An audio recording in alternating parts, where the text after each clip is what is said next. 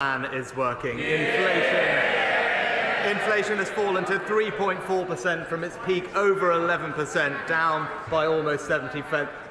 The steepest fall since the 80s and now at the lowest level since September 2021. And people's pay packets are going further, with real wages growing for 8 months in a row and taxes being cut by £900 for the average worker. And that is why we need to stick to the plan to deliver a brighter future for our country. In terms of Leader of the Opposition, Keir Starmer. Can I thank the Prime Minister for his words in welcoming Vaughan Gething to his post as First Minister of Wales.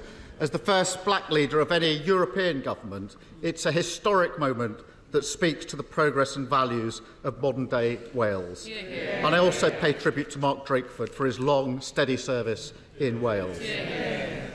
Mr. Speaker, violent prisoners released early because the Tories wrecked the criminal justice system. 3,500 small boat arrivals already this year because the Tories lost control of the borders. The NHS struggling to see people because the Tories broke it. Millions paying more on their mortgages. A budget that hit pensioners. A £46 billion hole in his sums. Why is the Prime Minister so scared to call an election? Well, Mr. Speaker, as I said in January, my working assumption is that the election will be in the second half of the year. But I must say, I thought that out of everybody, he'd actually be the most grateful, Mr. Speaker, because he's now actually got time to come up with a plan for Britain. We're all looking forward to finally seeing it. We're ready. Just call it. Just call it. But, Mr. Speaker, he talks a plan. Let's just take his Rwanda policy. When they first announced this gimmick, they claimed it would settle tens of thousands of people. The Home Office then whittled it down to a mere 300. 4 times that number have already arrived this month, and the backlog stands at 130,000. Can the Prime Minister see any flaw in his plan to deport less than 1% of that backlog? Mr. Speaker, since I became Prime Minister, the number of small boat crossings are actually down by over a third, Mr. Speaker. And that's because we've doubled National Crime Agency funding, we've increased the illegal enforcement raids by 70%, we've closed 7,500 bank accounts, deported 24,000 illegal migrants, and processed over 112,000 cases, more than at any point in the last 2 decades, Mr. Speaker. And it's crystal clear, as we're seeing from the Labour Party's opposition in this House, while we're committed to stopping the boats, the Labour Party would keep them coming. The tragedy is, we know the Prime Minister doesn't even believe in the Rwanda gimmick. He tried to stop funding it, but he's now so diminished that his entire focus is stopping his MPs holding the sword of Damocles above his head, perhaps even literally in the case of the Leader of the House. His great hope is to percolate his party with a couple of empty planes, praying they won't notice when the flights stop going, the boat's still coming, and the costs keep mounting. How has he managed to spend £600 million of taxpayer money on a gimmick to deport 300 people? Mr. Speaker, it's crystal clear. Not only does the Labour Party not have a plan to fix this issue, but the truth is they don't actually care about fixing this issue. When he talks about the gangs, when we gave the police new powers to crack down on the people smuggling gangs, he spent months campaigning and voting against it.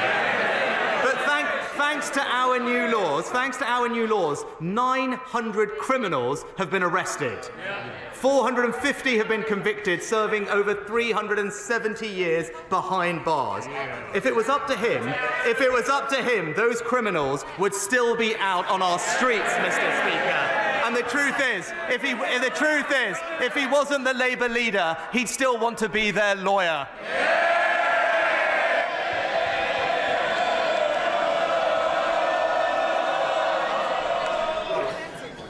Keir Starmer. Speaker, I've prosecuted more people smugglers than he's had helicopter rides, and that's a lot.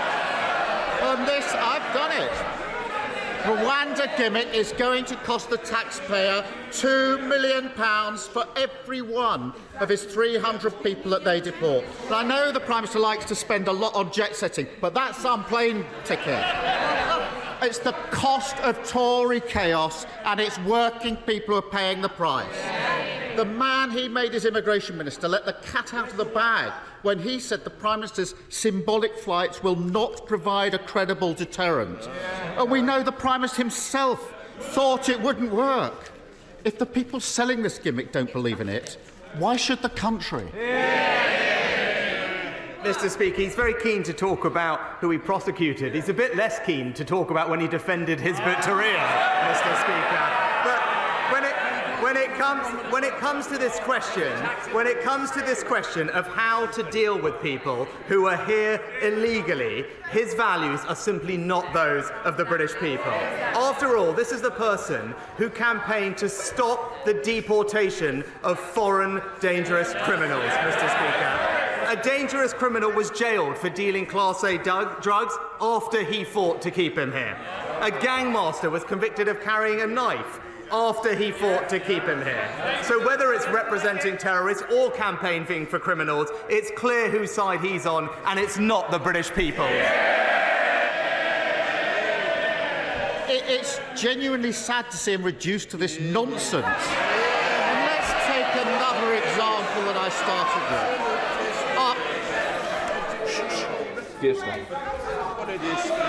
After 14 years of Tory chaos in the prison system, the Justice Secretary is reduced to begging the Prime Minister either to send fewer offenders to prison or to release them even earlier. I must have got sympathy for anyone trying to get an answer out of the Prime Minister.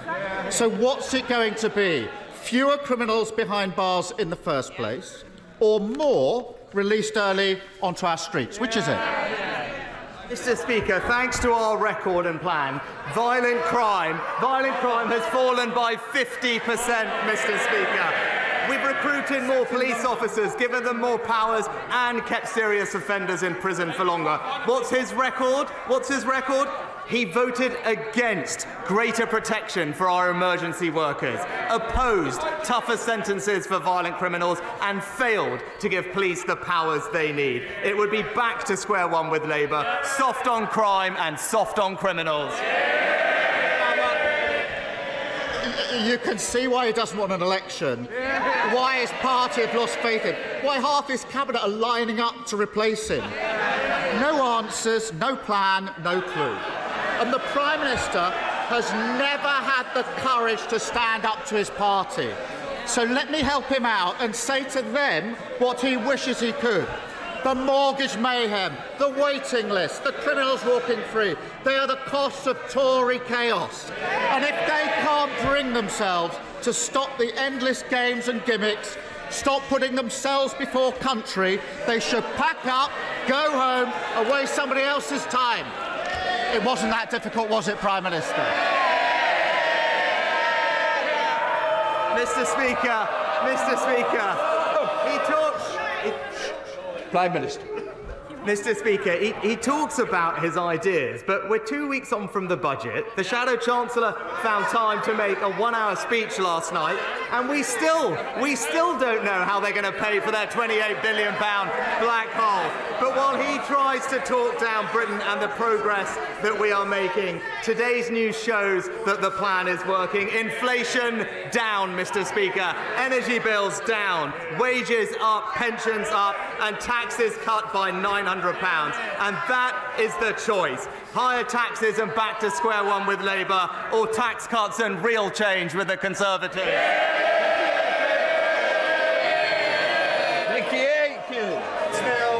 Mr. Speaker, the UK birth rate is falling while those requiring fertility treatment to conceive is rising. There are no employment rights attached to those undertaking fertility treatment, no paid time off work.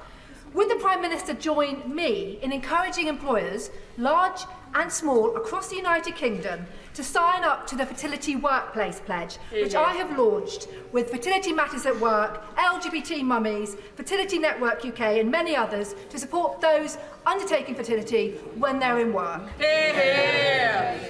Well, can I start by thanking my honourable friend for her excellent work campaigning on this issue. And she is right, employers should offer their staff understanding, support and flexibility whilst they're undergoing fertility treatment. And the best way to improve the experience of those undergoing treatment, both women and their partners, is through voluntary approaches. And that's why I would join her encouraging all companies to sign up to the Fertility Workplace Pledge. SNP leader Stephen Flynn. Mr Speaker, with his backbenchers looking for a unity candidate to replace him, which of the now numerous born-again Thatcherites on the Labour front bench does he believe best fits the bill? Well, Mr. Speaker, it was surprising to hear all this talk about the 1970s from the Shadow Chancellor in particular. But then if you see what's happening in places like Birmingham, where taxes are going up by 21%, Mr. Speaker, services are being cut, whether it's social care, children's services, or indeed in some streets, literally the lights are being turned off. It was unsurprising why they're talking about the 70s, and I can just say what they've done to Birmingham, the Conservatives will never let them do to Britain. Of course, Mr Speaker, there's a serious point to be made here, because the IFS have warned of the conspiracy of silence which exists between the Labour Party and the Conservative Party when it comes to £18 billion of looming public sector cuts. Indeed, just last night, they actually outlined that the fiscal rules of the Labour Party and the Conservative Party are in effect identical. So with such continuity on offer, Mr Speaker, the public are right to be anti-Westminster, aren't they? Well, Mr. Speaker, I'm surprised to hear him quoting the IFS, because the IFS also described the recent SNP budget as, in their words, misleading, and said in their words that pain is almost certainly coming. It is a savage tax and acts budget, Mr. Speaker, a savage tax and acts budget. Because here's the reality of it. Whilst NHS spending in England is going up in real terms, in Scotland it is going down, Mr. Speaker.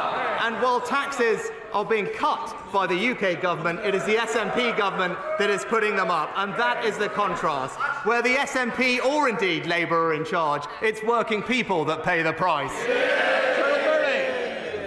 Thank you, Mr Speaker. The Prime Minister quite rightly often criticises the Scottish Government for the extra tax they put on residents. Well, in my part of Cornwall, we have an extra tax called the Tamar Toll. I've been working on a petition with my neighbour, the MP for Plymouth Moorview. Would the Prime Minister make our part of Cornwall, of our country, more competitive by losing this extra tax and help our country level out, our community level out? Well, I thank my honourable friend for raising this important local issue. Any application for a toll revision will be considered by the Transport Secretary at the right opportunity when it's been received. But I am told there are also plans in place to create a new locally led focal group of key stakeholders to ensure that there is a real opportunity to make their views heard about crossings in the future. And I know that my honourable friend will play an active role in that group. Sir Geoffrey Donalds. Thank you, Mr Speaker. Yesterday saw the Northern Ireland Assembly for the first time in its history exercise its new veto powers to prevent the application of new EU law that would harm our ability to trade with the rest of the United Kingdom. This is something which the DUP campaigned to achieve when others were calling for rigorous implementation of the protocol. And to his credit, the Prime Minister was able to work with us to deliver the real changes to the protocol that will help restore Northern Ireland's place within the United Kingdom and its internal market. Will the Prime Minister now assure me that the Government will continue to faithfully implement the measures outlined in the command paper safeguarding the Union, including fully restoring our place within the United Kingdom and its internal market and ending the unnecessary checks on goods moving from Great Britain to Northern Ireland?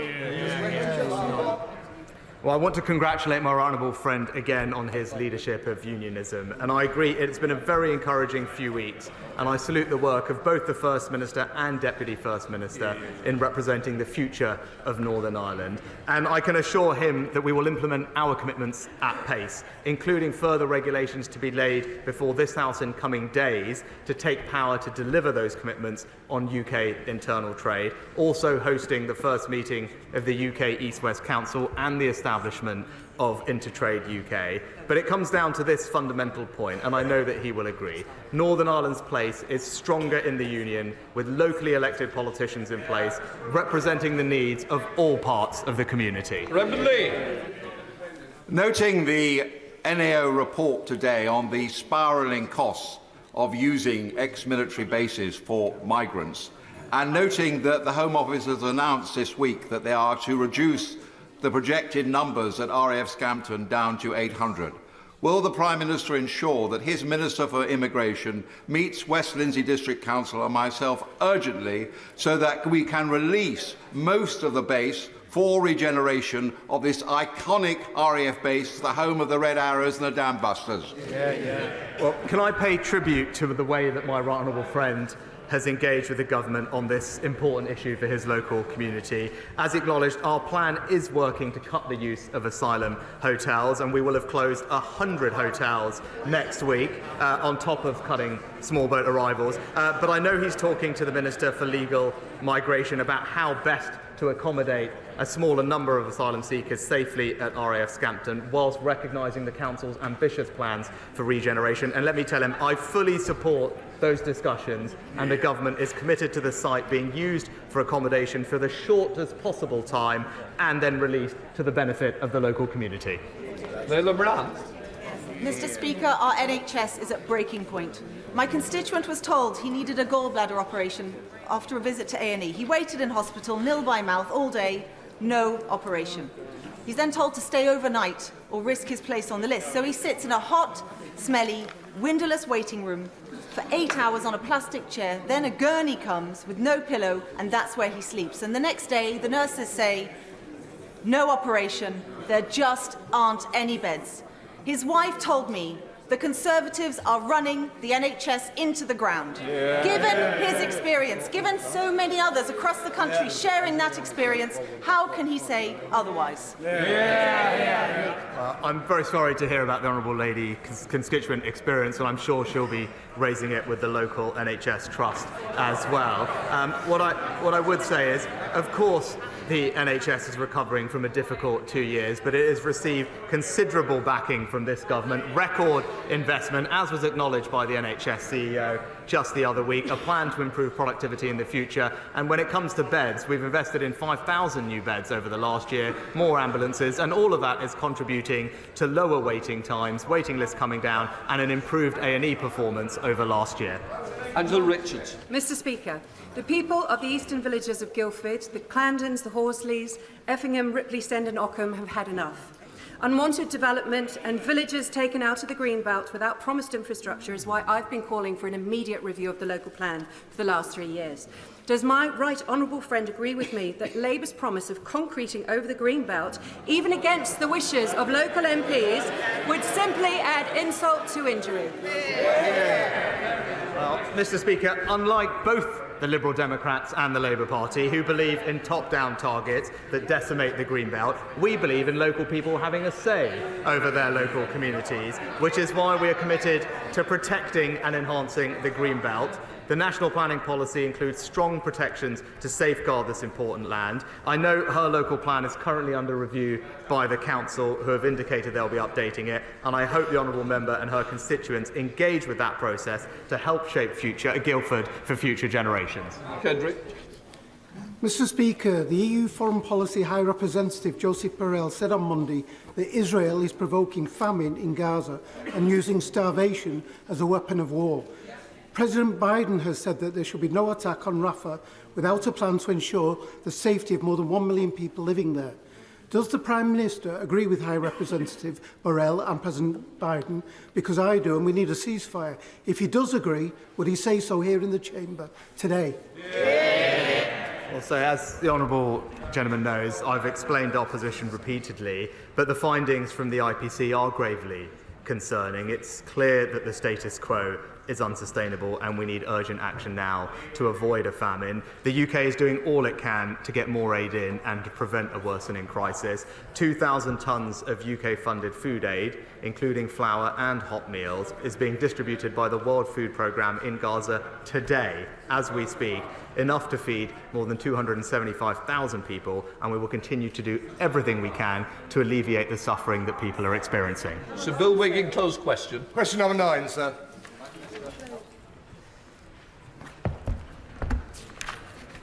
Mr Speaker, the Department for Education is mounting a significant intervention in Herefordshire's children's services. That includes expert improvement advice, a commissioner with statutory powers to direct the council, and a 2-year improvement partnership with Leeds. And I can assure my honourable friend that the department is closely monitoring the council's progress. Sir Bill Wiggin. I thank my right honourable friend for taking this situation, this terrible situation, so seriously.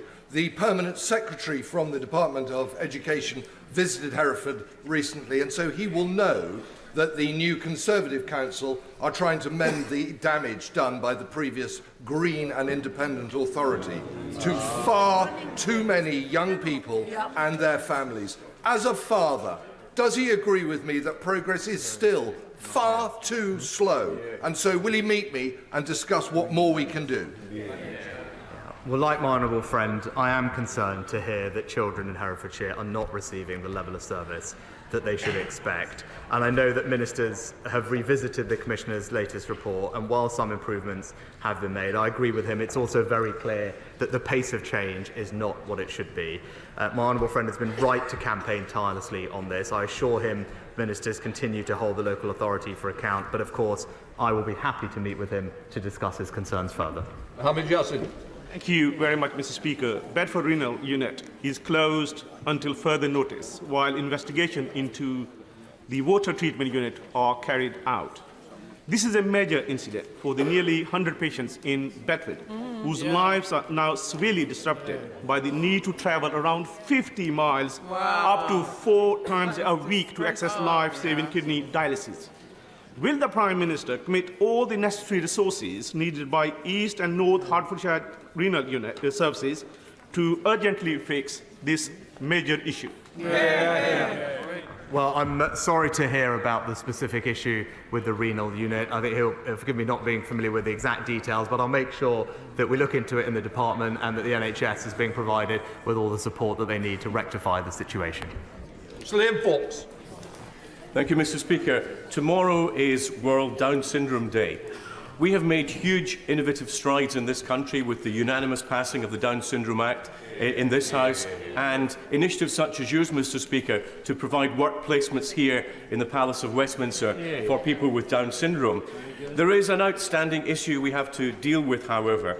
While the time limit on abortion in the UK is 24 weeks gestation, for Down syndrome, due to an anomaly in the law, it is 40 weeks up to full term, something that many members may not understand. With cross-party support, I will be tabling an amendment to the Criminal Justice Bill to equalise the time limit in line with our disability and equality legislation. Surely we cannot accept in the 21st century that people with Down syndrome are second-class citizens in our country. Will the Prime Minister support the change? Well, I'm grateful to my right honourable friend for his dedicated work in passing the Down Syndrome Act into law.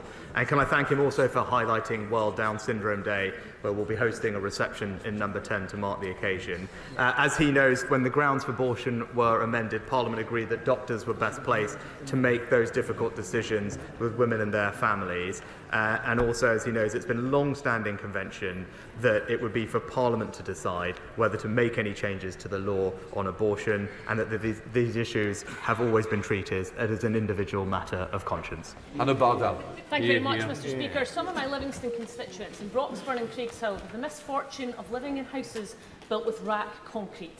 Many of them can't get insurance, can't get mortgages, and one constituent told me very emotionally he cannot even afford a survey. So will the Prime Minister arrange for his ministers to meet with me to discuss how his government can fund local authority and devolved governments that didn't even exist when these houses were built, and give the support that was promised? We need action now.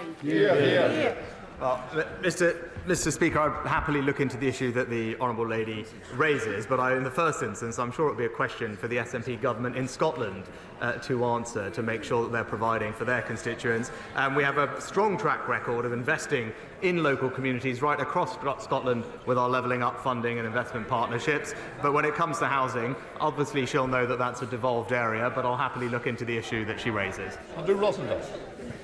Mr. Speaker, sir, the Prime Minister should be aware that the people of Romford are appalled by the catastrophic reign of the current Mayor of London.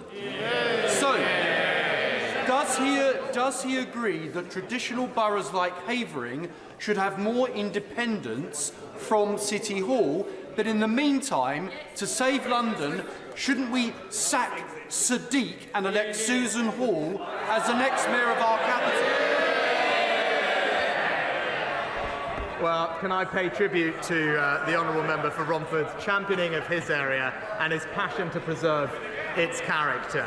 Now, as he says, whilst there aren't current plans to redraw the boundaries, I can understand his desire, especially with London being run by the Labour Mayor, with nightlife being decimated, crime increasing, and the Mayor raising taxes on hard-working people by over 8%. London can certainly, Mr. Speaker, do better, and the only way for pride to be restored in London is with Susan Hall as its new London Mayor.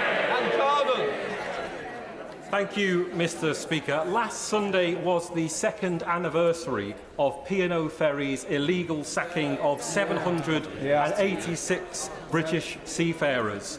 And despite what ministers have said, P&O has faced no sanction, and this government's new code of practice on fire and rehire would not stop it happening again. This Parliament will be the worst on record for living standards, and real wages are still worth less than they were in 2008. So why, after 14 years, has this government failed to deliver a better deal for workers across Britain? Well, Mr. Speaker, in fact, as the Chancellor just recently pointed out, living standards are £1,700 higher in real terms than they were in 2010. And if he wants to do something to protect working people in this country, perhaps he should have a chat with his Shadow Chancellor about her plans to impose £28 billion of tax rises on everyone in our country. Sarah Atherton. Thank you, Mr. Speaker. After decades of a Labour MP, Wrexham was known as Spice Town, but not anymore. In the last 4 years, we've become a city with a £160 million investment zone, £20 million town fund, £23 million share prosperity fund. We're soon to have the largest trading state in Europe with more jobs than job seekers. We've secured the future of Hightown Bank, and Hollywood has boosted our football club. Agree with me that it's this Conservative MP and this Conservative government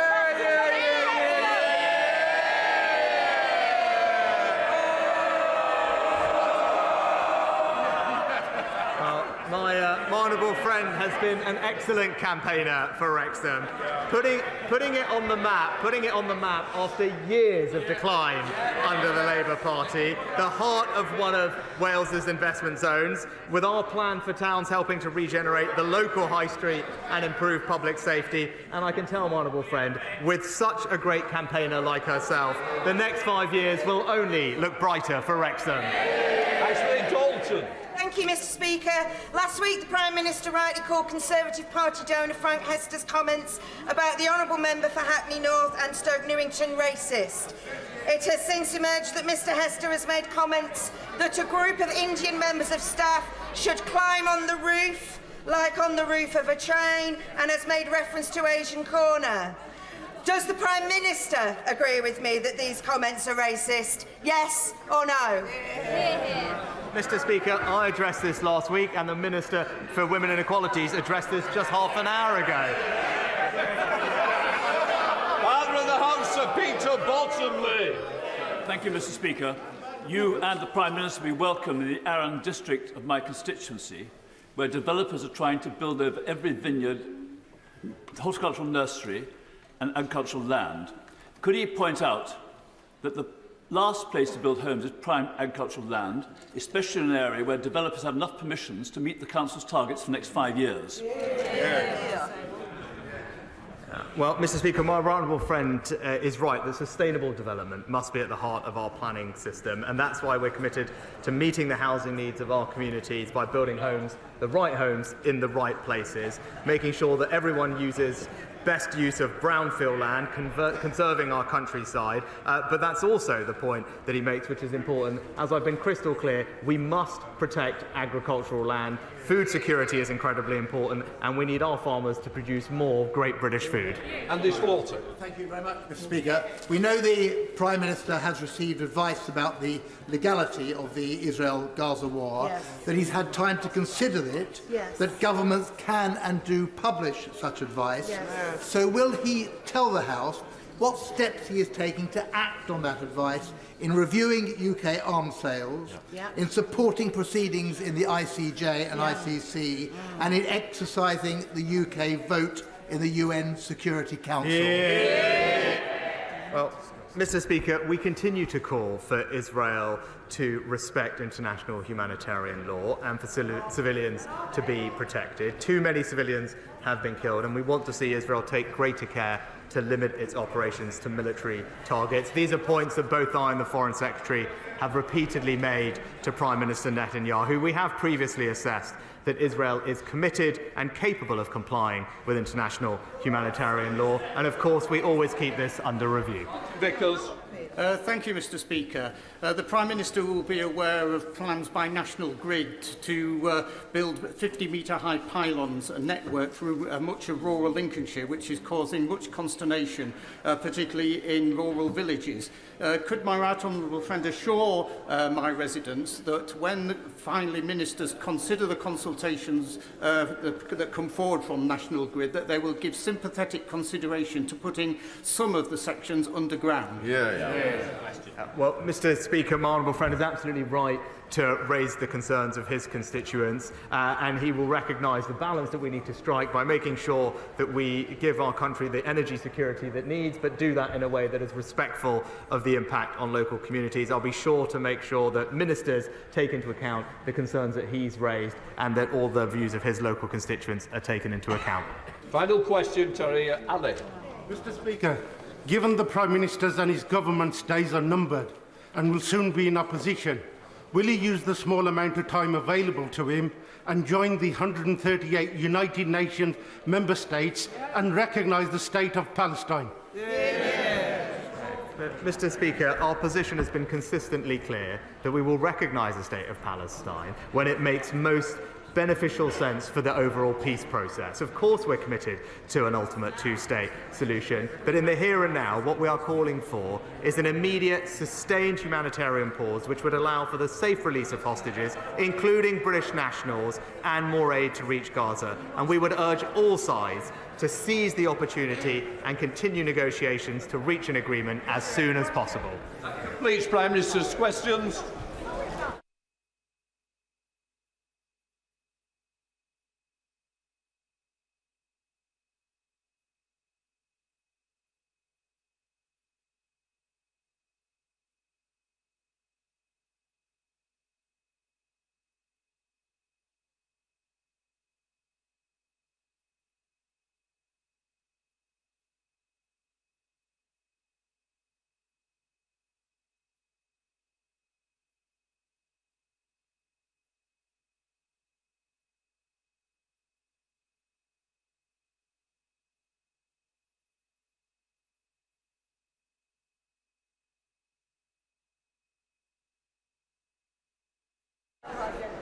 Order. We now come to the urgent question. James Murray. Thank you, Mr. Speaker, for your permission to ask the Chancellor of the Exchequer to